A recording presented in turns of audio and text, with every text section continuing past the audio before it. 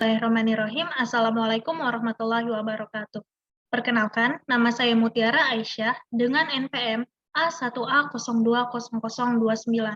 Pada kali ini, dalam mata kuliah Sejarah Sastra, saya akan menyampaikan materi mengenai review novel Bukan Pasar Malam. Sebelum kita membahas mengenai novel ini, alangkah lebih baik kalau kita mengetahui dulu siapa sih penulis novel Bukan Pasar Malam ini. Ya, seperti yang tertera pada PowerPoint ini, nama penulis novel Bukan Pasar Malam yaitu Bapak Pramudia Anantatur, yang dimana Bapak Pramudia ini lahir pada tahun 1925 dan meninggal pada tahun 2006. Dia sudah hidup sekitar 81 tahun sebagai penulis, dan di kehidupannya ia pernah melewati masa di mana terjadi pemberontakan pada G30 SPKI, yaitu yang terjadi pada tahun 1965. Pada saat itu ia pernah dituduh terlibat dalam gerakan G30 SPKI, lalu ia ditangkap dan ditahan di penjara.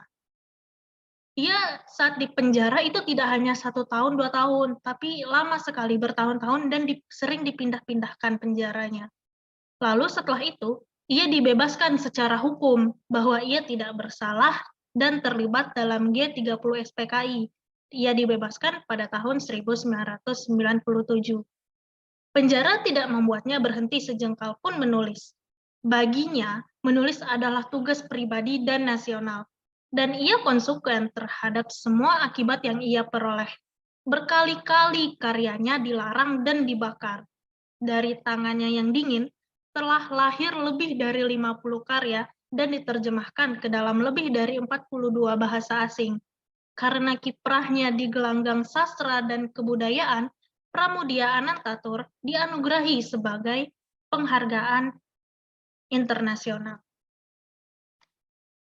Nah, setelah kita mengetahui penulis dari buku Bukan Pasar Malam, kali ini kita akan langsung saja mereview mengenai novel ini. Pertama, kita akan membahas mengenai identitas buku ini dulu, yang dimana judul buku ini yaitu Bukan Pasar Malam, yang ditulis oleh Bapak Pramudia Anantatur. Buku ini diterbitkan di Lentera di Pantara, dengan alamat tertera, dicetak pertama pada tanggal 7 Maret tahun 2009.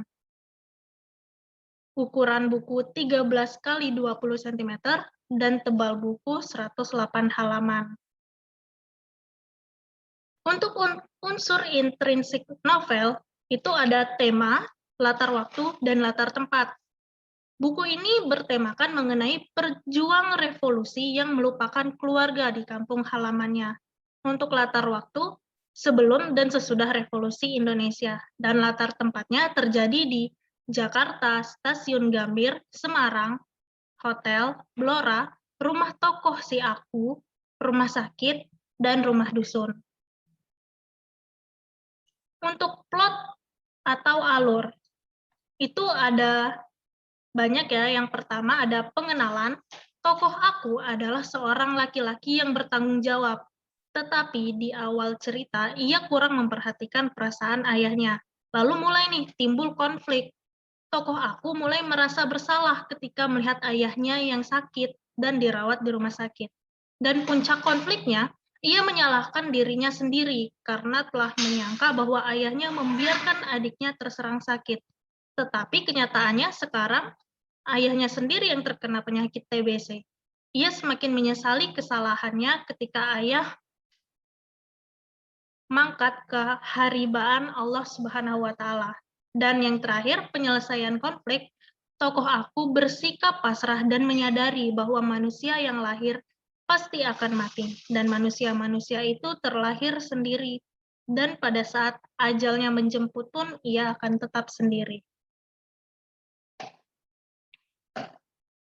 Lalu selanjutnya kita akan menganalisis sedikit dari novel ini, yaitu dari bidang sosial. Perbedaan kehidupan di kota dan di desa sangat jauh berbeda. Dalam novel ini diceritakan bagaimana kehidupan kota besar Jakarta yang menyimpan banyak asap-asap konglomerat yang meludahi masyarakat kecil di dalamnya. Individualistis yang dijunjung tinggi pun seakan membudaya di kota metropolitan ini. sangat berbeda dengan kehidupan desa yang masih tradisional dan adat gotong royong yang masih menjadi dasar kehidupannya.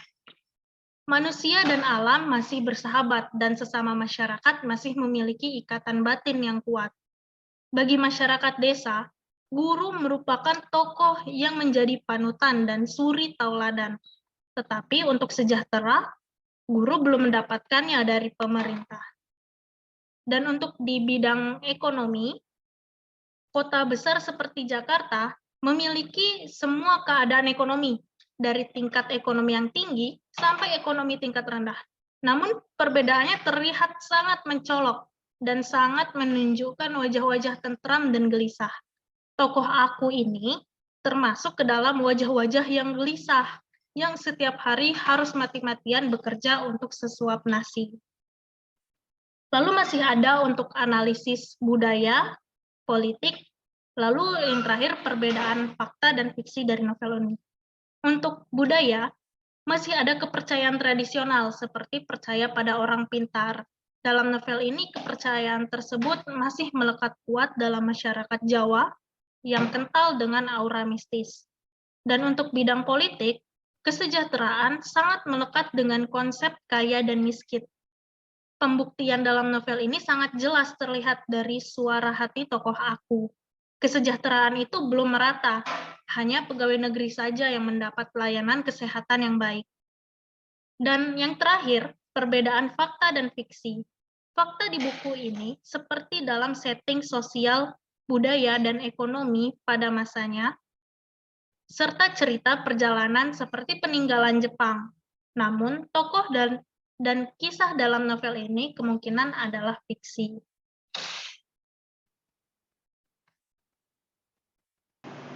Lalu selanjutnya untuk opini dan daya tarik novel.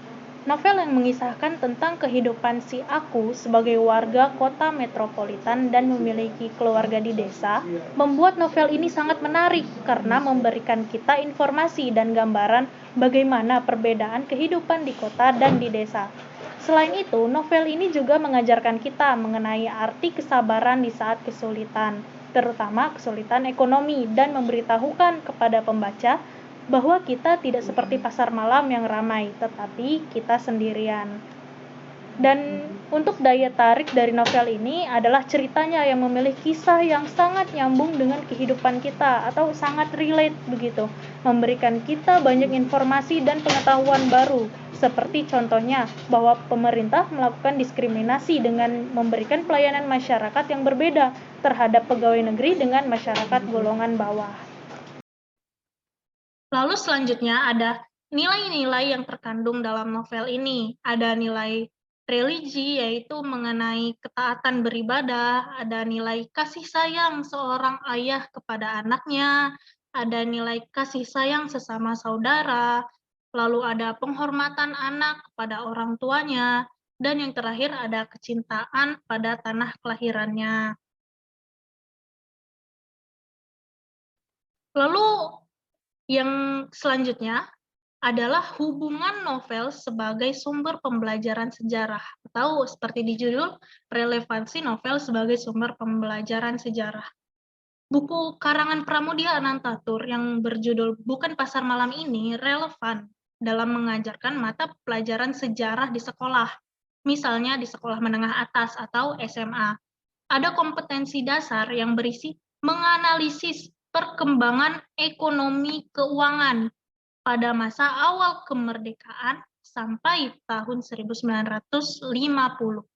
Guru dapat menggunakan buku ini dalam menjelaskan perekonomian yang dirasakan oleh kaum menengah bawah, khususnya di Jakarta, di mana dijelaskan dalam buku ini terdapat perbedaan tajam antara pegawai pemerintahan dan yang bukan. Akan tetapi dalam bidang kesehatan, orang ekonomi bawah sudah ada perhatian. Novel ini dapat membangun pandangan siswa mengenai kondisi kehidupan masyarakat Indonesia pasca revolusi. Nasib-nasib pahlawan yang kurang dihargai dan kehidupan ekonomi yang menjepit tokoh aku dalam novel ini menggambarkan perjalanan yang pahit ketika dijajah dan setelah merdeka. Selain itu, dapat dapat dipakai dalam menjelaskan materi mengenai PKI, di mana orang-orang yang tergabung dalam PKI, Pesindo yang dipenjarakan. Baik, mungkin hanya itu saja yang bisa saya sampaikan. Terima kasih, semoga apa yang saya sampaikan ini bermanfaat untuk kita semua ke depannya. Assalamualaikum warahmatullahi wabarakatuh.